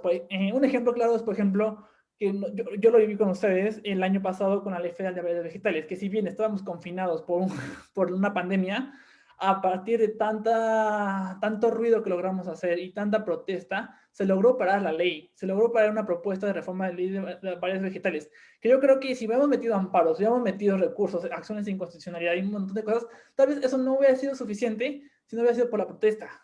Y me parece que eso, a partir de la sociedad organizada, se pueden lograr grandes cambios, si es que no lo quieren hacer por medios legales o previamente establecidos. La otra, bueno, pasando a la segunda pregunta, alternativas a la agricultura industrial, bueno, o para combatir este tipo de agricultura que fomentan estos tratados, bueno, al menos en el caso del TEMEC, y ustedes no me dejarán mentir, el TEMEC, si bien es un tratado abusivo, un tratado peligroso, también tiene algunas cláusulas ahí que nos ayudan. Hay unas cuestiones ahí sobre materia ambiental que podrían ser de bastante utilidad. El problema es cómo utilizarlas. Si nosotros como sociedad civil vamos a promover un arbitraje internacional, arbitrajes que es bien sabido que buscan la protección de los capitales, no de la sociedad. Eso es importante saberlo y tener entendido ante qué instancia jurisdiccional nos vamos a ir nosotros. Yo, por ejemplo, yo no me iría a un arbitraje internacional contra las empresas o contra otros países que promueven la biotecnología, por ejemplo. Sin embargo, también existen otro tipo de tribunales, como los tribunales internacionales, que son más jurisdiccionales. El tema de los arbitrajes es que son cuasi jurisdiccionales, que parecía que son jurisdiccionales, porque incluso las sanciones que ellos pueden poner son más fuertes que incluso un tribunal internacional. Sobre todo en sanciones económicas. Creo que el problema de los tratados internacionales, sobre todo los de libre comercio, es que las sanciones que nos pueden poner son de muy elevado costo económico para los países. Por eso también los países no quieren meterse tanto a estos litigios. Además del costo del litigio que te va a llevar eso, si llegas a perderlo te va a costar muchísimo dinero. A muchos países es una forma incluso de empobrecimiento. Sin embargo, me parece que podría meterse, o sea, podría haber una colisión entre, por ejemplo, pienso en la Corte Interamericana, o sea, si bien puede ser que no sea suficiente, eso puede legitimar la resolución de un tribunal, por ejemplo, de la Corte Interamericana o de la Tribunal Internacional de Justicia. Esas resoluciones podrían legitimar nuestras exigencias y podrían ayudarnos a nosotros a combatir la vigencia de un tratado, la vigencia de alguna práctica como estos derechos obtentores, puede ser muchísimo de más ayuda. Se han planteado, por ejemplo, con el caso del TEMEC y del TPP, ya voy a cerrar, la utilización de salvaguardas de excepciones. La verdad es que no es viable, o sea, ya me tocaba estudiar esos temas, no es viable hacer excepciones preliminares y hacer salvaguardas en los tratados. Para que se pueda hacer una salvaguarda o una excepción preliminar, se tiene que hacer antes de la firma del tratado. Se intentó hacer eso antes de que se firmara el TEMEC. Rechazaron, el Senado rechazó la solicitud de hacer una excepción preliminar. Y ahora que estamos ya con el TEMEC vigente, la única forma en que podamos poner una excepción preliminar requiere del consentimiento de Estados Unidos y de Canadá, en el caso del TEMEC. Y no están obligados a aceptarlo, lo cual, o sea, la verdad es que me parece muy poco viable. Se puede intentar, pero no creo que vaya a volar eso. Y cambio. Muchas gracias, David, Malen y Alberto, por sus respuestas. Y de verdad agradecemos mucho el interés que hay en este tema y en general el interés que ha despertado este coloquio y los diferentes paneles que hemos tenido. Y pues hoy el tiempo ha sido benévolo y vamos a dar oportunidad a otra ronda de preguntas para que sigamos con esta conversación que sin duda es muy interesante y sobre todo se está poniendo en el centro del debate muchos de los temas que están comentando. Por ejemplo, Enrique, igual sería... yo quisiera hacerle una pregunta a Alberto. Vamos a seguir con las preguntas. Bueno, hacen una pregunta en particular respecto al decreto que mencionaba Malin, el decreto que prohíbe el glifosato y maíz transgénico, y su relación con el TEMEC. ¿Qué margen de acción a escala nacional e internacional se tiene? Por otro lado, en la discusión pasada de la Ley Federal de Variedades Vegetales, como bien lo dice David, se ha logrado frenar esa iniciativa, que recordemos que es una iniciativa de este diputado ahora del Partido del Trabajo, Heraclio Rodríguez, y que pues gracias a la movilización de las organizaciones de la sociedad se ha logrado frenar, pero tenemos que estar muy atentos. Pero en particular preguntan de una iniciativa del diputado Porfirio Muñoz Ledo respecto a la posibilidad de realizar un parlamento abierto respecto a las reformas de dicha ley y preguntan, bueno, ¿se podrá hacer ello? ¿Qué ventajas y desventajas conlleva hacer este parlamento abierto? Esta pregunta sí va dirigida a Malin, y así la tengo que hacer. ¿Qué diferencia implica en términos de la propiedad intelectual en México la propuesta de reforma a la Ley Federal de Variedades Vegetales que atiende a OPOP 91, además de los derechos de obtentor? ¿Se podrán solicitar patentes? Y finalmente, en esta ronda de preguntas, hay muchas preguntas, muchas inquietudes, y por lo que efectivamente 5 minutos, en 3, en 4, pues no es posible abordar todos los temas, pero igualmente les pediría a Alberto, Malin y a David que traten de responder a estos cuestionamientos para dar oportunidad a más preguntas. Y la última pregunta de este bloque es: ¿qué actividades se están realizando desde las organizaciones para la protección de maíces nativos? Entonces, si les parece bien, vamos a cambiar un poquito el orden para poder interactuar de mejor manera, y si les parece bien, empezamos con Malin, después David, y cierra esta ronda Alberto, para dar oportunidad a las diferentes preguntas y comentarios que está realizando el público. Adelante, Malin, por favor, hasta 5 minutos, por favor, para poder tener más tiempo para responder preguntas y escucharlos a ustedes. Adelante.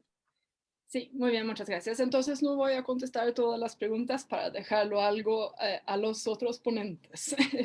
Bueno, la diferencia con la iniciativa de la reforma de la ley de variedades vegetales, sí, eso es el núcleo, que ahora sí se puede obtener, pues se puede registrar y solicitar patentes. Este sí es como, el patente significa eso, que se vuelven las semillas que están patentadas a derecho a una propiedad intelectual, y ese, pues, propiedad intelectual será protegido por parte de el derecho de la propiedad intelectual de la empresa o, pues sí, de la institución pública que tiene la patente, pues está protegido por la ley, y por eso se hace como una criminalización de las y los campesinos que ocupan estas semillas que están patentadas. Por ejemplo, como suele pasar, ¿no? Bueno, así se desarrollan las semillas. Guardas las semillas, los mezclas con otras semillas y sale una mejor semilla que es más según los gustos particulares de la comunidad, los cambios en el clima, o lo que sea, ¿no? Lo que se necesita para el uso del maíz, y ahí se sale una mejor versión, y pues escoges nuevamente las mazorcas que están más adecuados para sus necesidades que quieren, y así se desarrolla. Entonces, ahora, si yo como campesina estoy ocupando una semilla que se supone que si hacemos ese cambio según el OPOP 91 en la ley de variedades vegetales, entonces si yo agarro una semilla que está patentada y lo mezclo con una semilla y una empresa o la empresa que es el dueño de la semilla o la institución que está encargado de vigilar el proceso lo puede descubrir, en teoría me lo pueden demandar, me lo pueden pues poner multa, depende de lo que dice la ley, ¿no? Pues digamos que realmente la iniciativa de la reforma de la ley de variedades vegetales, como bien decía David, fue más allá de que realmente el UPOV 91 es, porque realmente esa criminalización de los campesinos a través de quemar sus cosechas, si encuentran la semilla en la semilla que está patentada por una empresa en la cosecha de un campesino que no lo ha comprado, entonces se supone que lo podrían quemar sus cosechas, entonces no solamente es el dueño de la semilla, sino los hijos de la semilla también, y esa es como por eso en ese sentido la propiedad intelectual, según UPOV 91, es un poco más allá de la propiedad privada de solamente una cosa, ¿no? Pero sí es realmente, se dice que si un campesino ocuparía esa semilla sin tener el permiso de la empresa, entonces esta persona está criminalizado cuando es realmente, como también estaba diciendo David, son las y los campesinos que han desarrollado las semillas y que lo que debemos hacer son leyes que protegen sus derechos de ocupar esas semillas para poder seguir desarrollándolos, ¿no?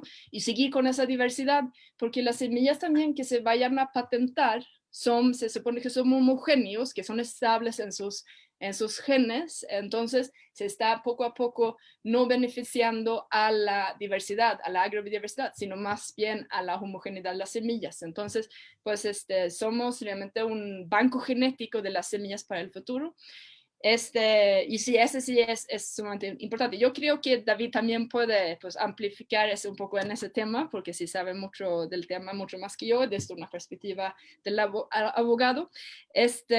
También las actividades que estamos haciendo. Pues estamos, por ejemplo, nosotros estamos, Fundación Semillas de Vida, estamos haciendo un proyecto junto con 6 diferentes organizaciones y 6 diferentes universidades más o menos en el país, en 10 diferentes estados, de conservación, de mejoramiento participativo y protección de las semillas, protección campesina de las semillas. Y ese sí es una creación de fondos familiares de semillas, fondos comunitarios, pues también ferias de semillas y mejoramiento participativo a partir del diálogo de los saberes que realmente se puede desarrollar y proteger las semillas en manos campesinas, pero junto con las y los campesinos.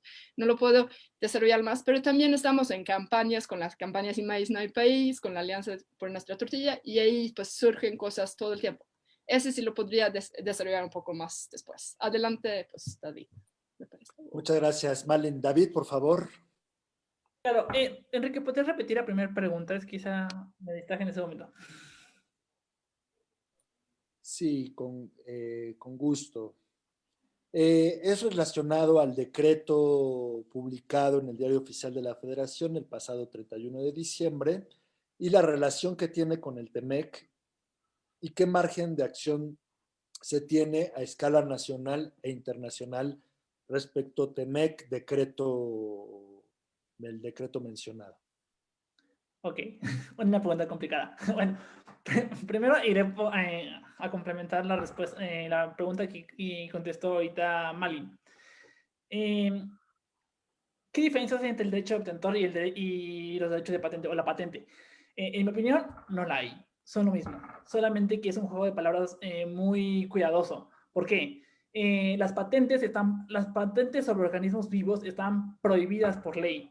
Y váyanse a revisar simplemente la ley sobre derechos de autor. Explícitamente dice, está prohibido patentar la vida. Entiéndase por cualquier cosa que esté vivo. Bueno, no me voy a meter con la discusión de los virus, pero sí con una bacteria, un protozoario, un animal, una planta, un hongo, todo está prohibido patentarlo. Que en realidad el derecho de obtentor es una patente. ¿Por qué digo que es una patente? Porque el derecho de obtentor lo que te da es un derecho de exclusividad, al igual que las patentes. Una vez que tú descubres o mejoras una semilla, una planta, un animal, una bacteria, próximamente vamos a ver que van a ser incluso derechos de obtentor o a ver cómo le llaman sobre seres humanos. No me sorprendería que eso entre en el mercado después. da derecho de exclusividad para que puedas venderla, rentarla, dar derechos, como si fuera propiedad, los mismos derechos de una propiedad privada, que sería venderla, destruirla no, no creo que lo quieran hacer. Y las empresas o las personas, comunidades que quieran utilizar esas semillas que están protegidas. Aguas con esta palabra, protegida, porque no es protección. O sea, protección se entiende mucho como si fuera contra la variedad. No, no protege la variedad, protege el derecho de obtentor, que es distinto. Lo que busca este derecho de obtentor es que las personas que se reproduzcan estas especies, estas plantas, tienen que dar parte de sus ganancias, en términos simples, a la empresa que produjo esa variedad vegetal, en este caso que estamos hablando de variedades vegetales. Eso es lo mismo que una patente. Una patente, por ejemplo, un medicamento, me rento la patente del medicamento, una vacuna ahora que está de moda, por ejemplo, y yo quiero producirla y la vendo. Claro, la puedes vender, pero en mi contrato decimos que tú me tienes que dar parte de esos dividendos. Es lo mismo con el derecho de obtentor, solamente que le cambiaron el nombre para no entrar en conflicto con la ley. Y además también no entrar en conflictos bioéticos, porque también hay discusiones dentro de la bioética que se meten a discutir sobre si debe mercantilizarse la vida. Y las patentes es una forma de mercantilizar la vida. Y hay quienes dicen que no, hay quienes dicen que sí. Y es una discusión que también fueron cuidadosos de no meterse con esa. Y sobre el tema del TEMEC,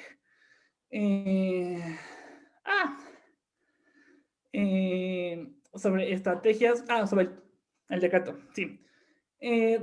Yo creo que este decreto va a ser muy impugnado, ni siquiera en términos TEMEC, por amparo. O sea, tiene muchas formas por donde impugnarse desde las empresas mediante el amparo, pero a nivel internacional yo creo que también se van a ir mucho porque prácticamente está prohibiendo el desarrollo biotecnológico. O sea, la utilización de la biotecnología que protege el TMEC, que es, por ejemplo, el uso del glifosato y el uso de organismos genéticamente modificados, los está prohibiendo. Y el propio TMEC no permite que haya una prohibición tan así. Sobre todo que, para mí, uno de los problemas del decreto es que no fundamenta de una forma adecuada por qué se prohíbe. El glifosato me parece que sí lo hace. Sí se mete en una exposición de motivos por medios de medio ambiente. El tema del maíz es que el maíz salió como algo como que se les fue, como que lo metieron al final en el último artículo, lo dejaron y no dijeron por qué. No hay una buena exposición de motivos de por qué lo están haciendo. O sea, creo que ahí faltó un poco más de meterle más argumentación desde el derecho ambiental, desde el derecho de los derechos humanos y de los derechos de las comunidades campesinas e indígenas. Y no se hizo. Claro, eso no es suficiente como para que se caiga. Falta ver si el gobierno, a la hora de defender esto en amparos o defender esto en litigios internacionales, logra hacerlo, logra hacer una buena justificación. Porque además, el TEMEC sí te permite hacer este tipo de prohibiciones, pero con una buena fundamentación, algo que el decreto no hizo. Cambio. Muchas Quisiera gracias, David. comentar algo sobre eso. ¿Se puede? Adelante, Alberto, es tu turno, por favor. Sí, mira, yo creo que podemos buscarle mucho dónde están las rendijas que podemos, digamos, aprovecharnos para defendernos. Pero el punto clave es la presión y el movimiento social. La primera vez que trataron de aplicar el UPO 91 en un tratado entre Estados Unidos y Colombia, que es la primera vez que aparece la obligación de meterse al UPO 91, llegaron a destruir las semillas de arroz, que es como el maíz para nosotros, ¿no? Es parte de su alimentación fundamental. Llegaron con máquinas a destruirlos. Y hubo un levantamiento campesino impresionante y no han podido aplicarlo. Realmente no han podido aplicarlo porque se armó prácticamente una revolución social a la hora que llegaron a tratar de destruir las semillas. Es importante buscar la parte legal, las rendijas que tiene, defenderte a base del derecho humano que está por encima de todo, de otros tratados que finalmente no permiten patentar la vida, como ya se Todo eso es muy importante tenerlo como argumentación, pero al final lo clave es el movimiento social que hace inaplicable las cosas. Ese es uno. Y dos, me parece que es muy importante, lo hemos dicho varias veces, la alianza con los movimientos sociales de los países del otro lado del tratado, en este caso de Canadá y Estados Unidos, ¿no? Que tienen una fuerza interna importante, los sindicatos, por ejemplo, en Estados Unidos, y el movimiento ambientalista en los dos países es muy fuerte, y están absolutamente en contra de los tratados. Entonces tenemos que construir no solo una fuerza social organizada en México, sino esas alianzas con Estados Unidos y Canadá para defendernos en los tres países, ¿no? Creo que finalmente las alternativas son más políticas y a buscar los resquicios legales que hay. Pero bueno, los resquicios legales, la gente que nos hemos metido más a estudiar, podemos aportarlo al movimiento como argumentos, pero la clave es política finalmente, es la fuerza que logremos como movimiento social. Seguramente van a impugnar el decreto de López Obrador, ¿no? Y si se puede sostener, se va a sostener por la presión de la gente. Porque el capital tampoco es estúpido, tampoco es estúpido. Lo más peligroso para las ganancias del capital es la inestabilidad política. Y si ven que eso va a generar una inestabilidad impresionante, eso es veneno para los negocios, es veneno para la inversión y se van a rajar de mantener las demandas. Entonces, digo, podría aportar en términos de dónde están las rendijas legales para defendernos, pero creo que la clave está en que logremos fortalecer al movimiento y los que podamos aportar al movimiento, digamos, las rendijas legales que pueda haber, pero si no hay fuerza y protesta, no va a pasar nada. Esto de lo post 91, perdón, bueno, el nuevo POD se logró no aplicar precisamente por la fuerza del movimiento. Ahí está la clave, creo yo. Sin negar todo lo que se ha dicho y que podía seguir profundizando, dónde están las rendijas legales que podemos hacer, pero la rendija fundamental es argumentar derechos humanos. Esa es la rendija fundamental en términos legales. Pero pues sabemos que eso tiene sus dificultades y si hay un movimiento, eso va a prosperar y si no, no va a prosperar. Como está la demanda contra el maíz transgénico. ¿Por qué ha prosperado? Porque saben que hay un movimiento detrás. Gracias. Gracias, Alberto, David, Malin, por Alberto, sus respuestas muy interesantes. Y de verdad agradecemos a cada uno de ustedes por todas las preguntas y comentarios que están realizando. El tiempo es un enemigo, va en contra nuestra, porque quisiéramos darle salida a todas las preguntas para tener más tiempo para responder y dialogar con cada uno de ustedes. Sin embargo, pues ya nos queda poco tiempo para acabar esta transmisión, pero tengan por seguro que vamos a seguir conversando, dialogando y siguiendo alimentando este conocimiento respecto a los temas que nos interesan en los más amplios sentidos de las palabras. Bien, vamos a tener una tercera ronda y quizá final de este panel. Bueno, rápidamente, desde Ecuador nos escriben y comenta que actualmente se está cocinando una ley, me imagino, parecida a lo que está pasando en México respecto a la Ley Federal de Variedades Vegetales, y comenta que los campesinos no están siendo tomados en cuenta y pregunta más respecto a la campaña nacional Sin Maíz No Hay País. Otra pregunta, ¿qué debería hacerse para tener una protección efectiva de la riqueza genética en las comunidades rurales de México? Preguntan sobre el decreto presidencial, me parece que ha sido abundado, no con la amplitud que se requiere, pero quizá próximamente, en los próximos meses, vayamos a tener un evento relacionado con el tema de el decreto recientemente publicado. Respecto al cambio de gobierno en Estados Unidos, preguntan respecto a qué perspectiva hay, si puede haber cambios respecto a la relación Estados Unidos-México, con la relación de los tratados del TEMEC y sobre todo en la parte de la producción campesina y milpa en México. Otras preguntas. Rápidamente, ¿están patentadas las semillas nativas de maíz? Hacen esa pregunta.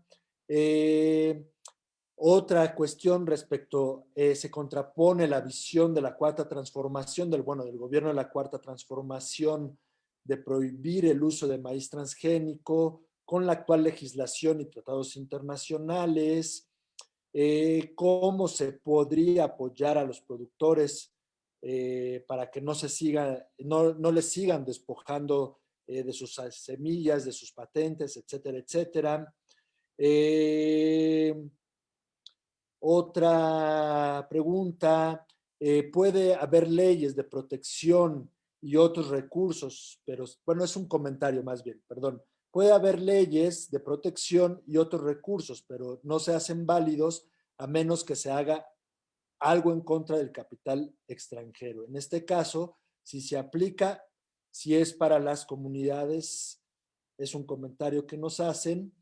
Y bueno, hay de verdad muchas preguntas sobre el tema, pero pues ya nos quedan poco más de 15 minutos y me gustaría que pudieran resolver estas preguntas, estas dudas y finalmente cerrar el panel con comentarios finales. Entonces, si les parece bien, continuamos. Ahora le vamos a dar en primera instancia, si podemos ser más breves para tener un cierre de este panel y iniciaríamos con David, Alberto y cerraríamos con Malin para darle diversidad a las participaciones. Entonces, si podemos ser breves para dar un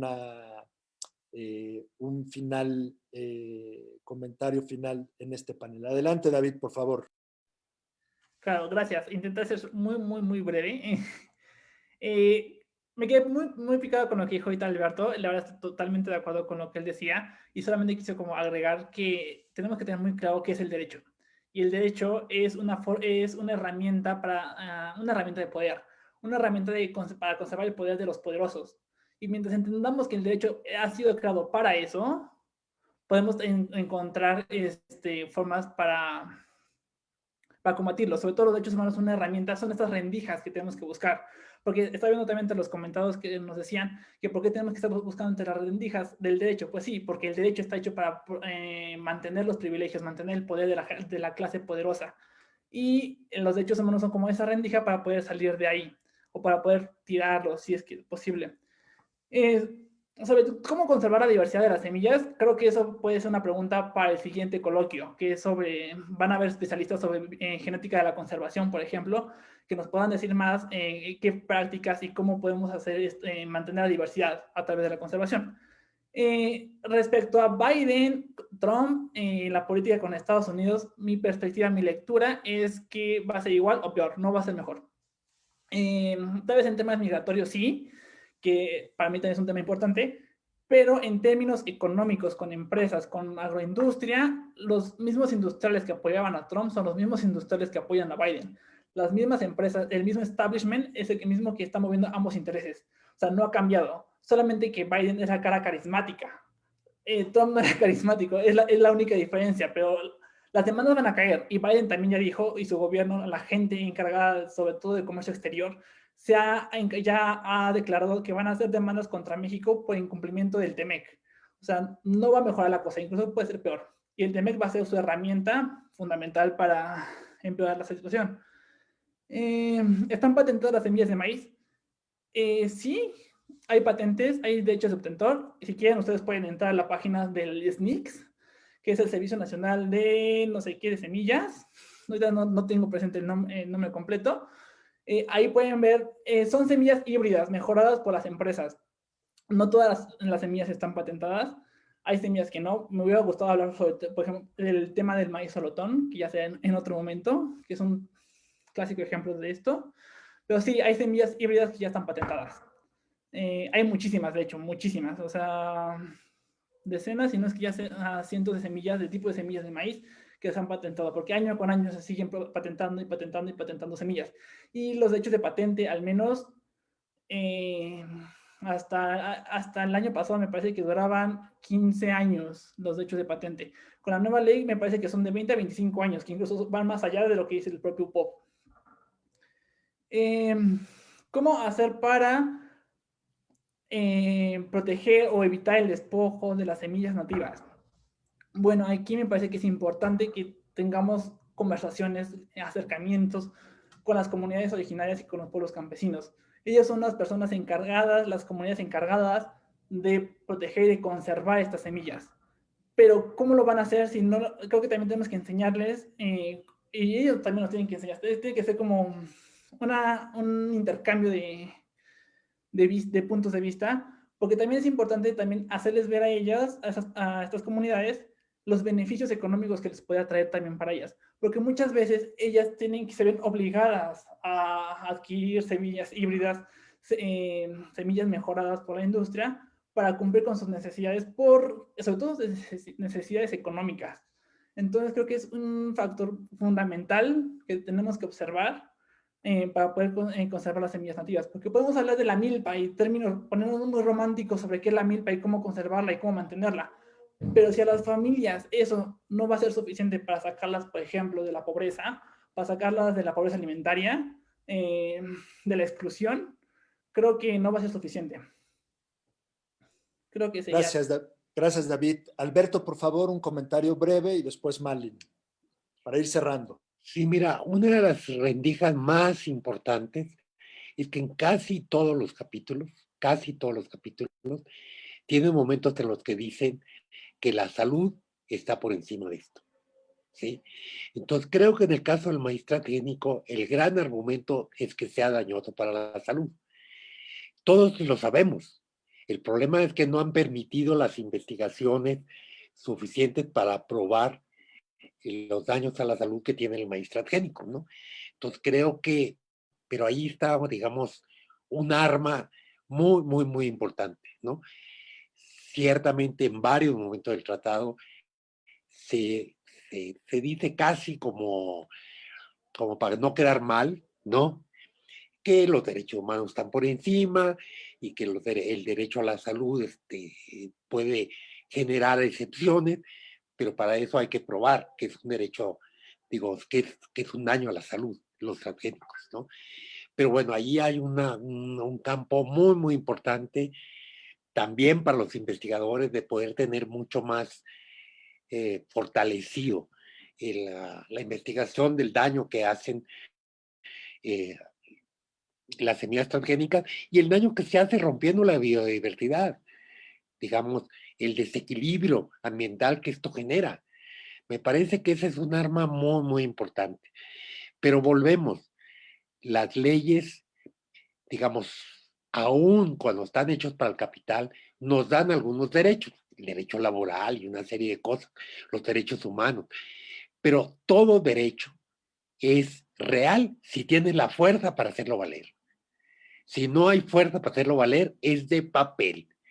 Nuestra Constitución está llena, pero llena de derechos importantísimos, pues fue la primera Constitución social, fruto de la Revolución Mexicana, pero si no hay la fuerza para hacerlos valer, pues son derechos de papel.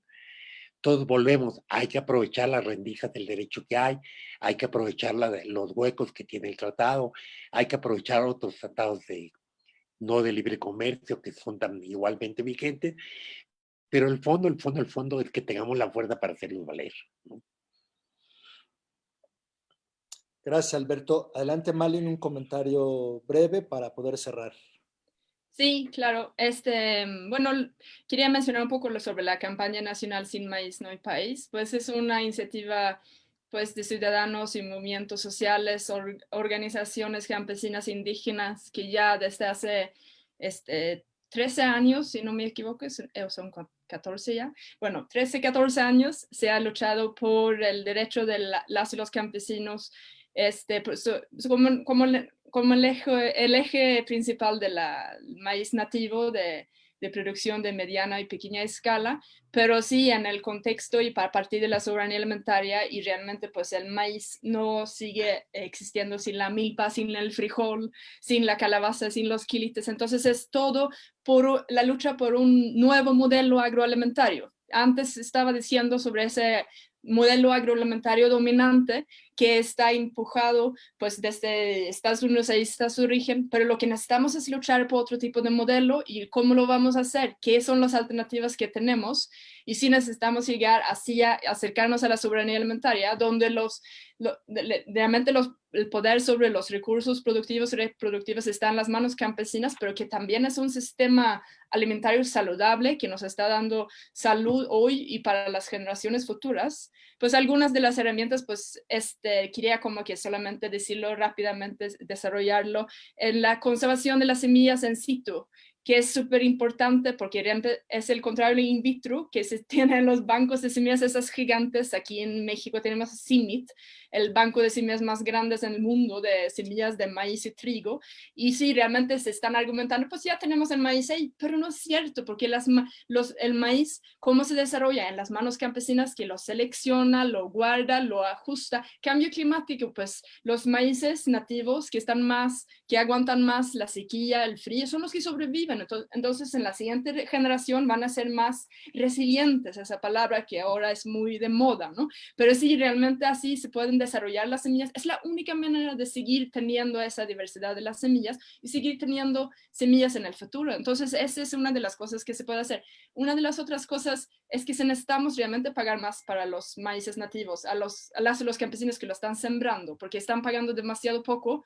Pues podría ser a través de mecanismos de diferenciación. Es súper complejo, pero sí hay que buscar la manera de dar subsidios a servicio ambiental que están dando. ¿Por qué no? Servicios sociales, servicios para las futuras generaciones. Es que vale tanto, mucho más. No tiene un valor económico, pero sí tenemos que darle el valor económico que realmente tiene para nosotros, para la sociedad, de tantas diferentes perspectivas que se ha ido ignorando tanto a partir de ese modelo agroalimentario que existe ahora, que sí es dominante, ¿no? Entonces, pues también, o sea, acabo con decir eso, que también realmente ahora los campesinos, muchos no están conscientes de qué tipo de raza de el nombre de la raza de sus maíces, o qué tipo de maíces, o así como, digamos que eso es un poco solamente caracterizar los maíces y darle como ese valor en sí, de que sí, así es este maíz y sirve para esto y está producido aquí en esta comunidad, en ese contorno, en este contexto, con esas condiciones, y si sirve para esos alimentos. Ese es sumamente valioso, y hacerlo, revalorizar realmente este trabajo que están haciendo las y los campesinos y todas las comunidades campesinas. Gracias, ahí lo voy a acabar para que puedan ser. Muchas gracias, Malin, David y Alberto, por sus respuestas, por sus comentarios, sus ideas, sus propuestas. Miren, de verdad estamos muy agradecidos por el interés que ha generado este tema y otros temas que se han desarrollado en los diferentes paneles que ha tenido este coloquio. Quiero hacer un rápido recordatorio antes de cerrar con la invitada y con los invitados, que hemos hablado sobre afectaciones de los transgénicos. Hemos hablado sobre maíces nativos en milpas para la soberanía alimentaria. Hemos hablado sobre las políticas de gobierno sobre el campo ante los transgénicos y estos nuevos cambios. Hoy nos tocó hablar sobre las leyes de libre comercio frente a los derechos de las y los campesinos. Y el próximo martes los invitamos y les recordamos que tenemos el último panel de este coloquio, los organismos genéticamente modificados en el futuro. Misma hora, mismo canal, y los esperamos. Y agradecer infinitamente a nuestros escuchas, a la gente que nos ha visto a lo largo de estos paneles, y a lo largo de este panel en particular, pero no nos queremos despedir sin antes, en un minuto, en muy poco tiempo, muy breve, que nos puedan dar un comentario final nuestros excelentes panelistas. Entonces, ahora sí, empezaríamos por Alberto, Malin y David con un comentario final y breve para posteriormente terminar la transmisión de este importante panel. Adelante, Alberto, con un comentario final y breve. Gracias.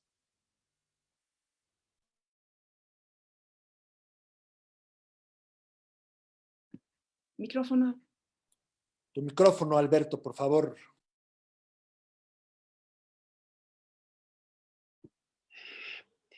En síntesis, yo lo que diría es, hay alternativas, tiene rendija los tratados, no están totalmente blindados, hay gente que podemos aportar y ayudar a encontrar estas rendijas, pero tenemos que crecer enormemente la fuerza, en este caso campesina, que es la única garantía de que podamos parar esto.